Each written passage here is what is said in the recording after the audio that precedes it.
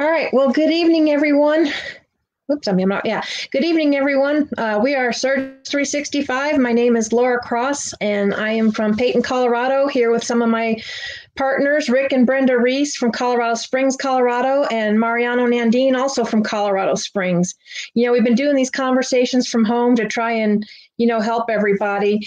And tonight we figured we would talk about, the challenges of working from home. Because I've come across a lot of people that tell me, oh, I could never do that. But now some people are actually kind of being forced to work from home or figure out something else to do. And it's all different, a little bit different for everybody. I can tell you for me, it's not as challenging as far as family because I have no kids. Dakota's still working. He's essential, so he's still gone at work. The only one I have in the house with me is the dog, which is kind of helpful because he reminds me I need to get up and walk away from the computer every now and then. So my biggest challenge for me was just to keep myself on some kind of schedule and some kind of, discipline, because it's really easy to just kind of sit back and say, oh, I can do this later, or I want to sleep in, or, you'll get to this later. Next thing you know, one day's gone and the next day's gone.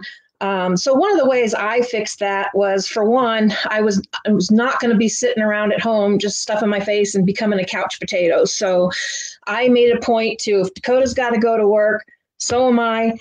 That alarm goes off at 6:30. I take care of Bug, his lunch. I get on the tread climber and I do my 20 minutes on there. I do my exercising. My me time doesn't stop until about 8, 9 o'clock. So, that's always kind of my me time there. And then I'm just kind of ready to start the day. And I always try to do something to make myself feel better and look good. Because if you kind of stay in sweats, you kind of have a tendency to want to just hang around in sweats. So, that's just one of the things that I do to kind of get myself, that is and make sure I don't ever turn that TV on until I'm done for the day, because I know something will catch my interest and I'll sit there and stay glued in front of it. So, and I'm sure, Brenda, you have something similar, or you can relate to that. Yeah, that is so true, Laura. I know one of the main things that happened for me when we first started working from home is being disciplined enough to actually schedule something. You know how some people say, oh, I have to manage my time better. Well, you really cannot manage time. I mean, when it's 2:15, it's 2:15, and it will click to 2:16 within a minute. So what you have to find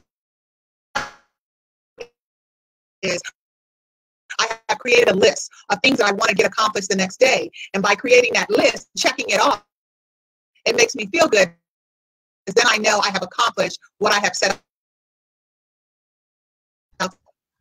So I think that's a great way to kind of overcome the challenge of time, because when you're working from home, you tend to think that you have all day to do whatever you want to do. And what will happen is you have to get yourself managed, so that you can get things done when you want it and how you want it. And definitely by doing certificates and different things like that, that allows us to learn about our business, is something that you have to do. And so that's what I really love, is making sure you have a list and doing what you know to do before the day is over. What about you, Rick? Well, I really do appreciate that, Brenda. We've been doing this from home since 2004, full-time since 2005. My biggest challenge, coming from a professional background, was, what do I do? Coming into a business that you're working from the home, you have skills. And coming from IT, I realized that I have a lot of skills. And so one of the challenges was, how do I use these skills and apply them to travel? How do I make money and travel? And one of the things I found out is my professional skills were transferable. And in travel, I looked at myself as basically a consultant in the supplier chain, and being able to tap into the global travel business and to bring those supplies to regular people. And so I looked at it as logistics. But that was my biggest challenge, creating meaningful work and providing value in what I was doing. And so that's a challenge that a lot of people actually do have. because they're coming from the workplace and they're used to the boss telling them what to do. And so when the boss is not there, you actually are in charge. And I know, Mariano, you've experienced some of that coming from military as well as corporate. Without a doubt, Rick. You know, I think what I want to share with you guys is part of what you and Brenda and Laura have already talked about, but it's deflecting what I call deflecting tasks. And those tasks can be anything from, you know, medical appointments to the honey-do list, you know, that now that you're home, you know, if you've got a significant other, sometimes there's things that are on their list that aren't on yours. So you have to kind of, you know, deconflict that with things that you've already have planned, like whether you're doing a meeting online, or if you've got, you know, other professional appointments that you might have.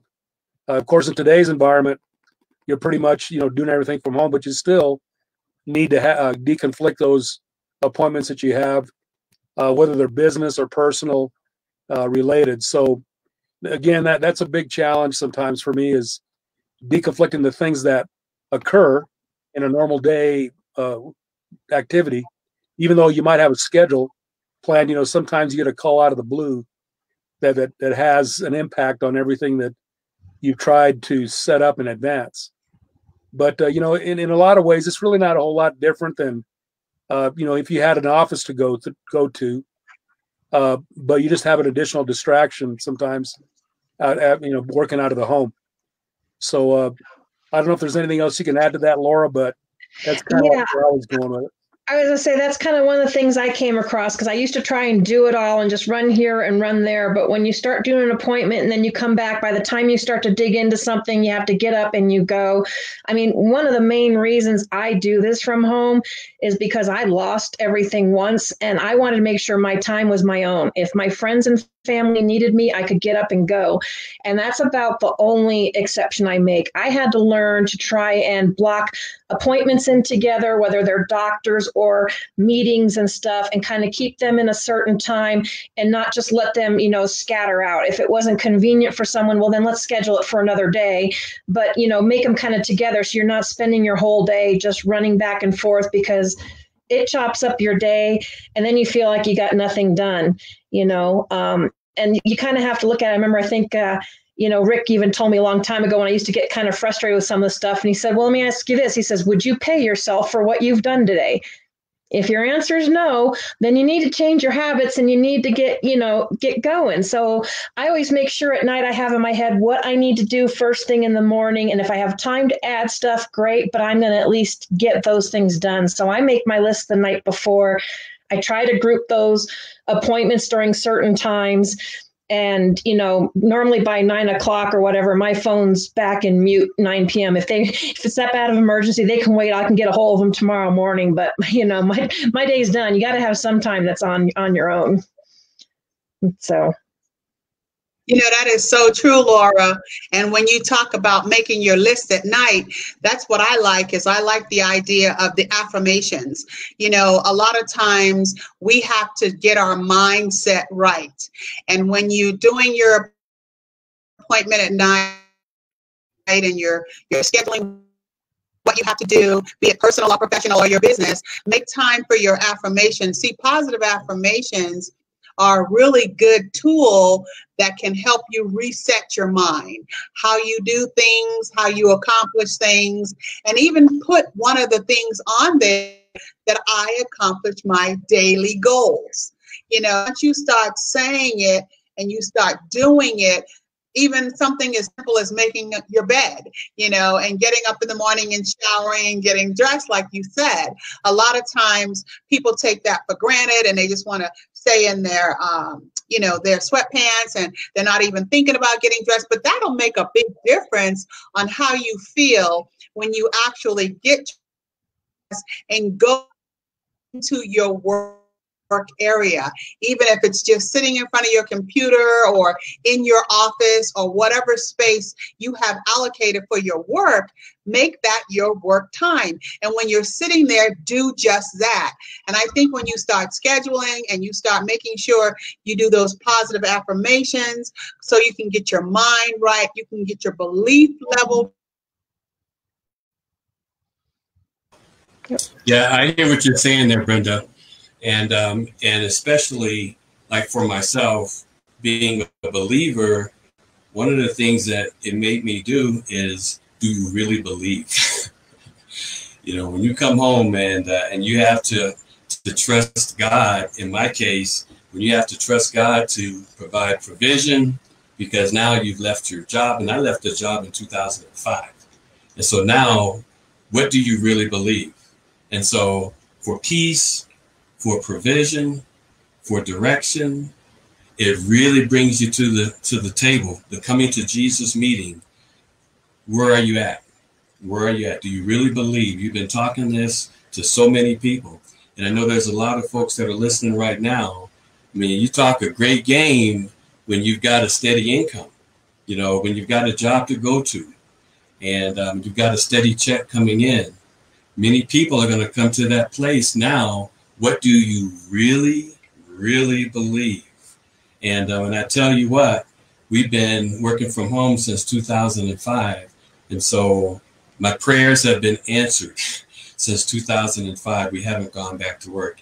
And I know, Mariano, you've been out for a while too, and just really just walking that path of faith as well. And so I know you've got things to share along those lines as well.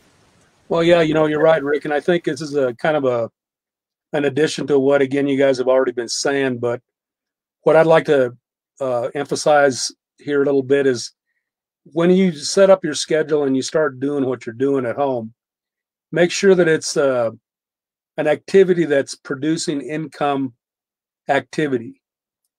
So, you know, those income earning activities are what's key. And, you know, what I'll also tell you, because for a lot of folks, it's going to be a new environment, you know, it's going to be a new thing that they got to get used to. And, you know, even for those of us that have been at it for a while, you know, we all have our days where we think we've got our days scheduled and everything's going to go exactly to plan. But even if you just do it for 15 minutes that day, you know, whatever time you have set aside to do those income earning activities, do it as hard as you can. Because, you know, sometimes we can be, you know, in the zone, so to speak, just like, you know, basketball players and other athletes and stuff like that. And you can get so much more accomplished in 15 minutes than sometimes you can in a couple of hours, just because you're focused on doing what you need to do to earn that income. Because actually, you know, because again, what we're really talking about here, folks, is working from home. It's not, you know, sleeping from home, but it's actually, you know, doing your job at home. And because you want to generate that extra income stream. And, you know, regardless of whether you're trying to make, you know, $500 a month or 10,000, it really doesn't matter what the amount is. What's the key, though, is what activities do you need to do and focus on to make sure that you generate that activity, you know, that income that you're striving for. So, Laura, I know we talked about that before, and I think that's one of the things that we hear from our senior leaders a lot, is making sure that you come up with a plan to, you know, do those income earning activities. So, you know, I know you've got some other ideas about that.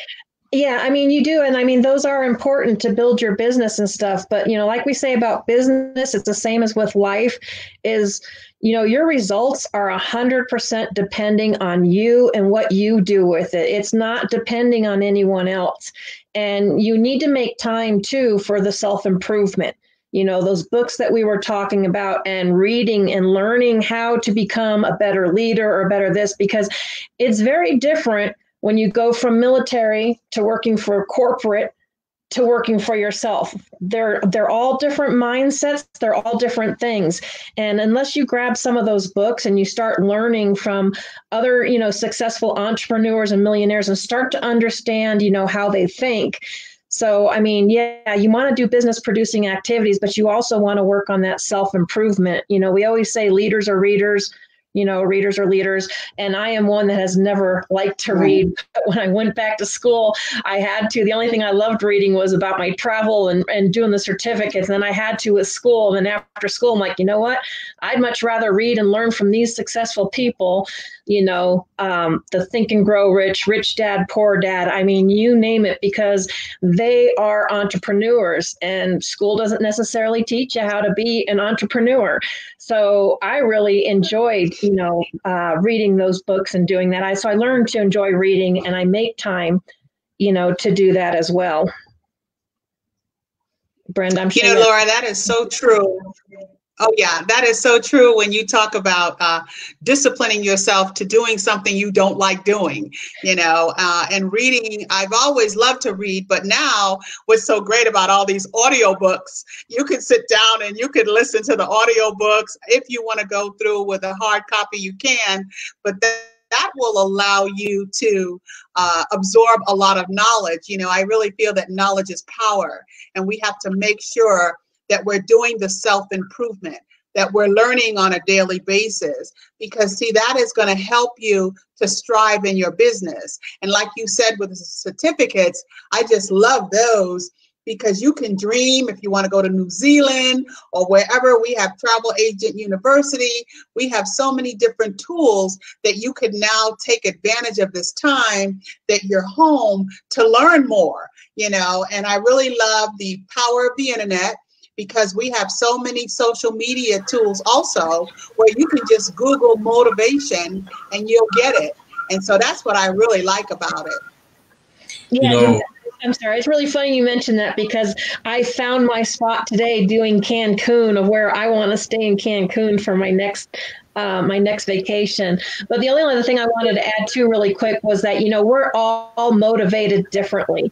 And when I have people that I look up to and that I respect, if I tell them I'm going to do something, then I do it, and I don't not do it. And I know that. So I know if I need to force myself to get something done, I just tell somebody that I, respect and look up to that, hey, I'm going to do this, and it helps me get things done.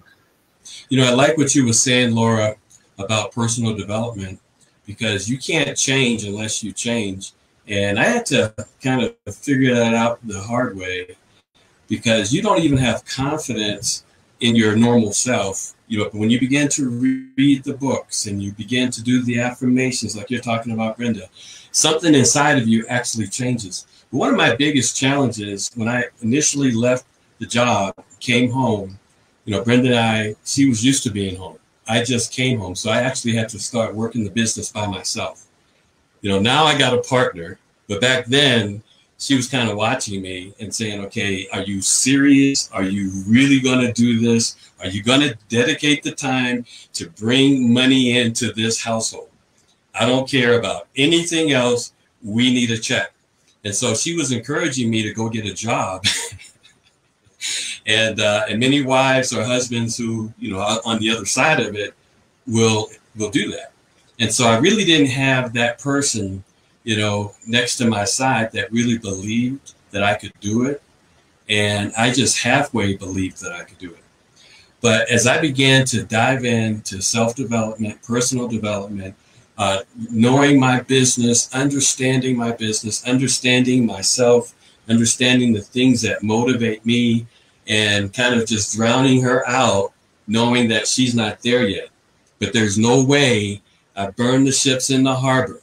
And there's no way I'm going back to a job. This is 2005, ladies and gentlemen. And so I said, I got to do it. I will do this or I will die trying. Of course, I wasn't going to die. But, that was the biggest thing, is not having someone that actually believed in me. And then when those $1,000 checks start coming in, those $10,000 checks start coming in, she became like she's been there all along. And seeing that's fine. Yes, Rick. It's okay. That's because true. Go ahead. Oh, I was just ready to say, also, another thing I want to add, when you talk about your time, you have to know how to do that too. You have to set out time to learn how to budget, how to save. For you all that pay 10%, make sure you do that, because that too can get away from you. I mean, you can have checks coming in like we did, and it was almost, well, where is this check coming from? And Rick would say, don't worry about it, just deposit it. And so you have to really understand. That's another thing you need to help yourself learn, is to set a budget. So you are doing the things that you need to be doing, and you are saving. And I think once you start doing that, you'll really feel a lot better also. I just want to kind of address this real quick. Melinda was asking, what do you think is the number one income producing activity appropriate for particular times of lockdown? Me personally, I think that's a little bit different for everybody. I mean, it kind of depends on what your situation is at and where you're in. I mean, we're all in a different situation. One thing I think is good right now, this is a great time while people are home and on social media to start reaching out. And you don't necessarily, hit them up about the business, but just start building relationships, find out what they're going through and what their needs are. Start building that relationship. You can work on your certificates and build those skills. If you do happen to know people that are not financially devastated and are still wanting to plan, their future vacation, by all means, give them your Vortex link or talk to them about how they can save money, because right now the rates are really dirt cheap and there are some people booking future vacations. So it's kind of it's not really a one answer kind of question. Rick, what are your thoughts on that? Well, that's an excellent question. And one of the things that I learned in being in the business is patience. And that patience is you're riding the marketplace, you're riding where people are. And during this time, like you mentioned, a lot of folks are preparing for the explosion that we know is going to happen when travel returns. And so we've got the contest going right now. And I believe you've got 12 certificates, Laura, that you've completed. And so, her last one was Cozumel. Yes, I do.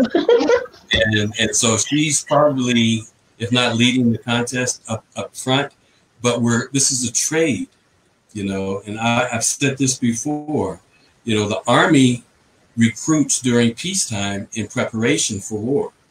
We may not be traveling now, but we know travel is going to come back with a frenzy, with a passion.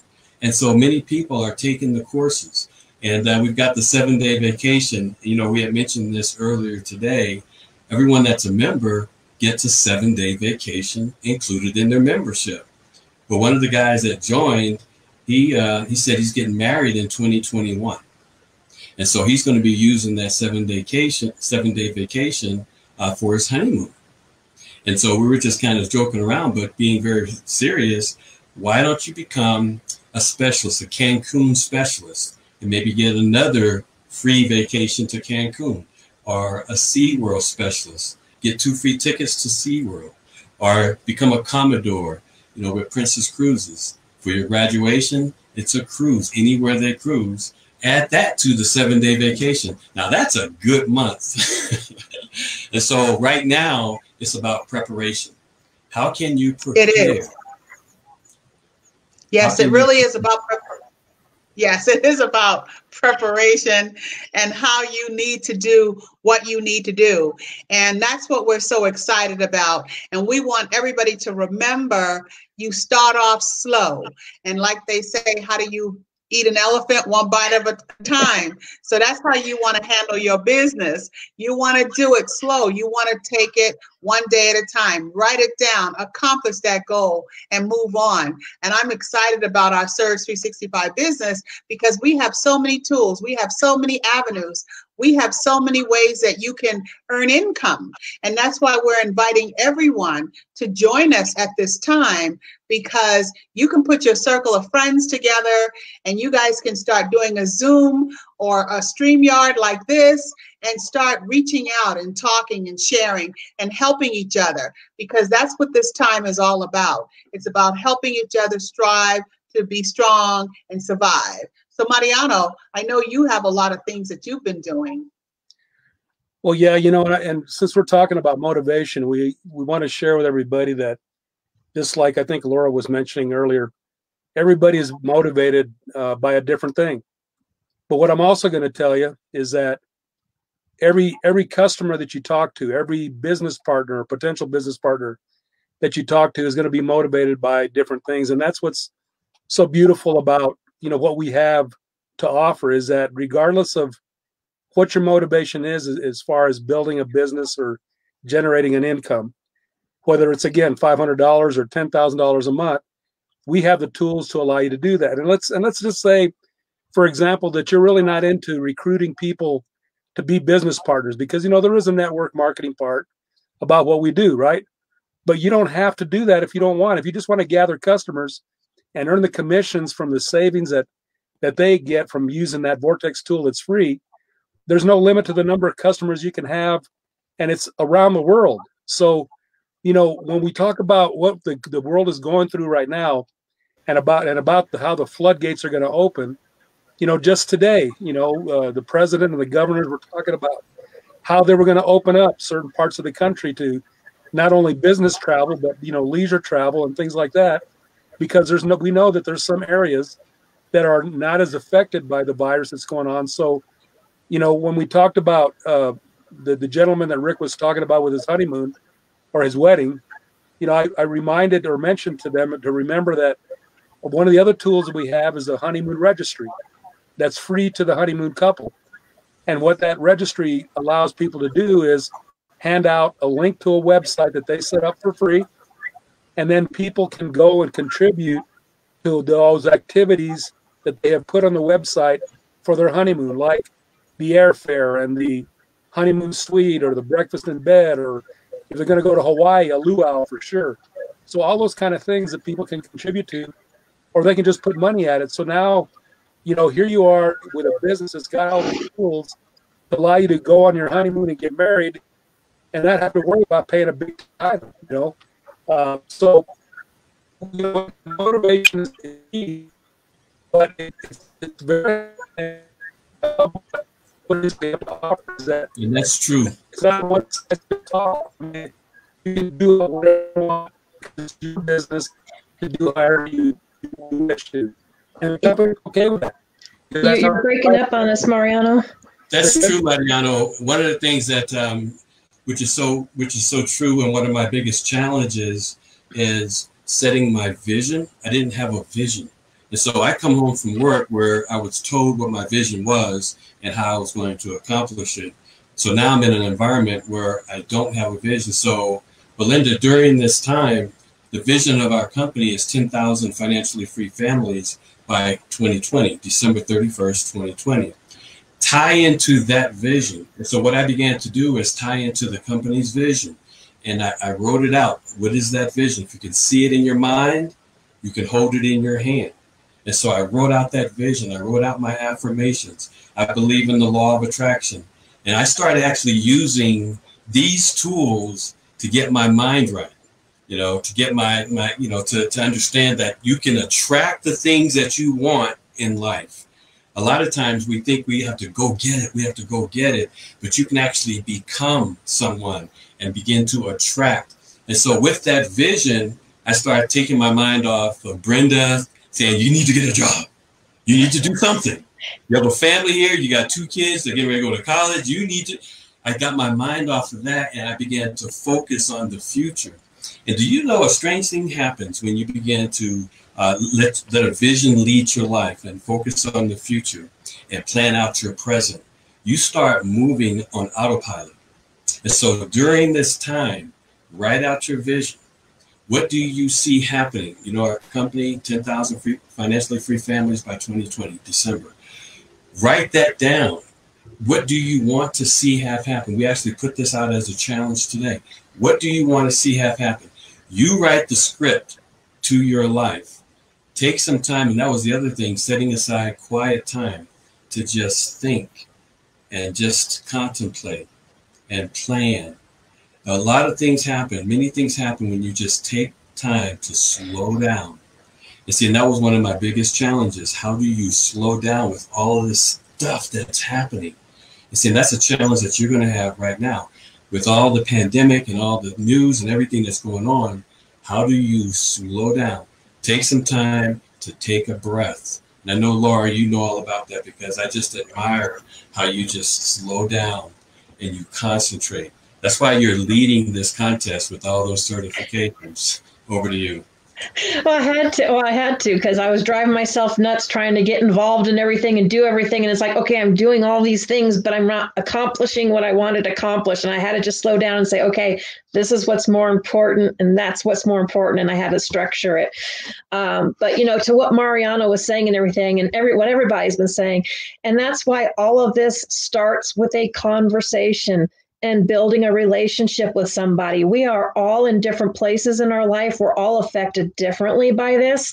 And as one of the books I was reading, I believe it was the ABCs of Making Money, like they'll tell you, you have one mouth and two ears. When you talk to somebody, 30% of your time should, be talking a little bit, but the 70% should be listening to what that other person needs. We have so many tools and so many things that we can do to help people. There's so many different ways we can go. But unless you listen to what they need and figure out if what we have really fits them or not, it's not just about bombarding them about stuff that we have. It may not fit them. It's not for everybody, but we do have a lot of options and a lot of things we can do. So, take this time to reach out to people, find out how they're doing during this time. What do they need? How can you help them? And make sure you listen. Don't just run all over them with, hey, I've got this. We're genuinely concerned about a lot of people, and we're sensitive to what people are going through. We're here to help. We're all in different situations. So I know we're a little over our time here right now. I hope this is helpful to you guys, and I want to thank everybody for joining us. Like I said before, we're all individual business owners. We all work together as one big team, one family. If you have questions, reach out to any of us. I know you can reach out to Rick, Brenda, Mariano, myself. You can always message us on Facebook. We are always happy to help in any way we can. So thank you for joining us tonight, and I hope you guys all have a good evening, and we will see you next week.